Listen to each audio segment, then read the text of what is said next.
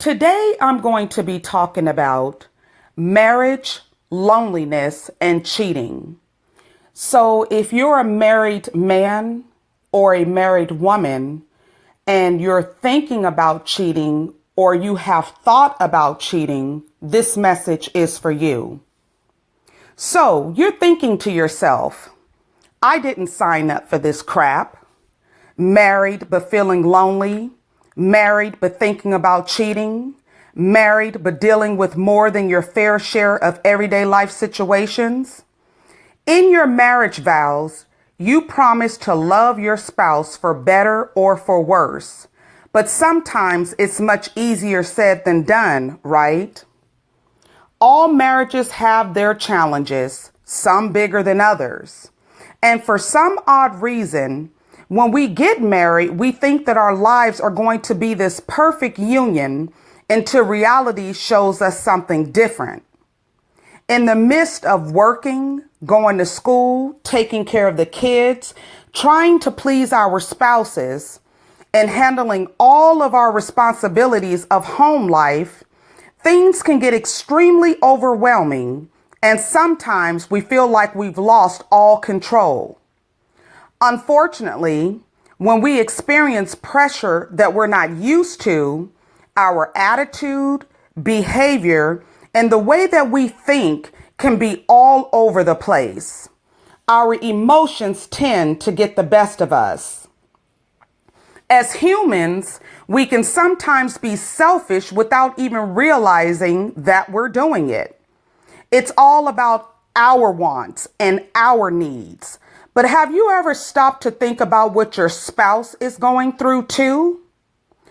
Although you're married, your spouse can be going through and dealing with their own set of problems and challenges and struggles.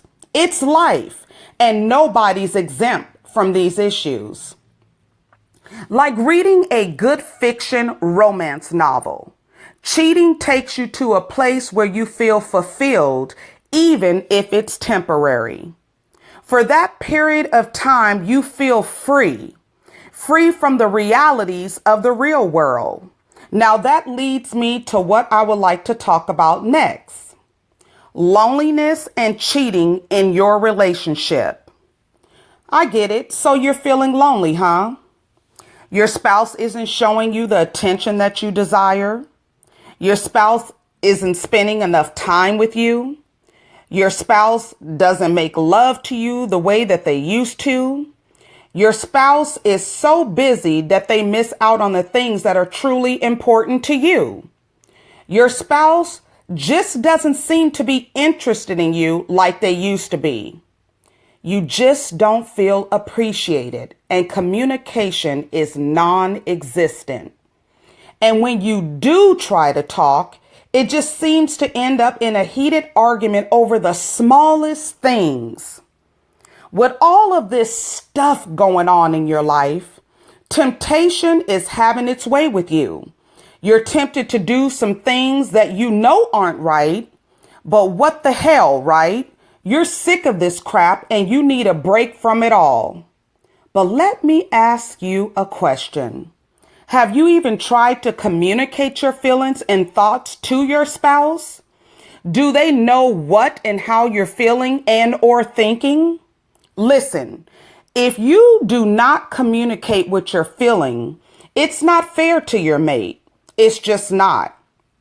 If you want something from your mate, you have a responsibility to do your part. Open your mouth and speak up. You can't expect your mate to know what's going on in that mind of yours if you don't say anything. Now, listen to me closely. No matter how difficult or painful it may be, you have to talk about it. Communication can save a relationship from going down a road of pain, hurt, regret, anger, and betrayal. If you're feeling lonely, communicate that to your partner. Set aside some quiet time when there won't be any distractions. Make sure that you have their full attention. Keep eye contact and ensure that they fully understand the feelings that you're experiencing. And be careful not to downplay what you're feeling. Your mate needs to know what you need more of, whether it is more time, sex, attention, etc. It needs to be brought to the table. Now listen to me closely again. Seeking comfort elsewhere won't solve anything. Trust me when I say this. Don't get caught up. Temporary pleasure can turn out to be your worst nightmare. Don't become a victim simply because you want to feel good for the moment. You may find yourself in a situation that you never saw coming. What you thought was temporary is now your secret. Irresponsible choices can cost you big time. Now, today, I want to encourage you to think it through. Could you really live with yourself? Could you really live with yourself if you cheated on your partner? Would it be worth losing the person that you know you love and care about? Would it be worth possibly losing your family? Would it be worth destroying his or her trust in you? Would it be worth having to start all over again with someone who doesn't even compare to your current spouse? Would it be worth it to see those tears in his or her eyes? Would it be worth seeing the pain that you've caused on his or her face? Would it be worth it to destroy everything that you've both built together? Would it be worth it to break their heart over your selfishness and weakness? Would it be worth it to betray the man or woman that you promised to be faithful to?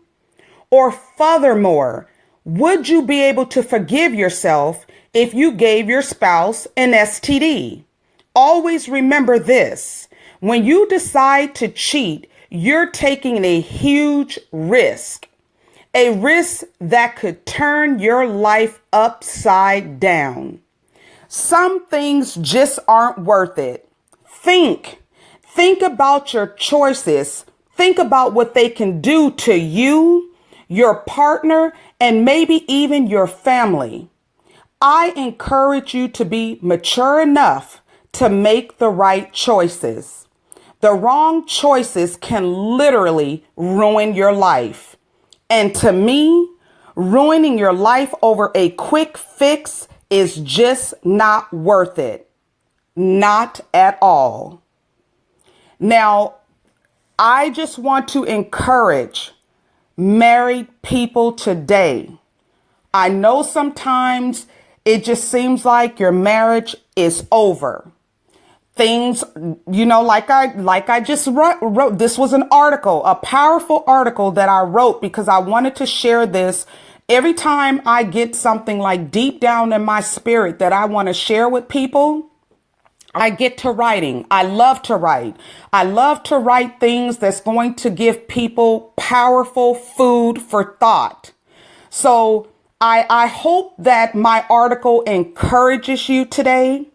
And I just hope that you will be strong enough and brave enough to make the right choices in your marriage. Once again, I am author Stephanie Lahart, wishing you a pleasant day. Until next time.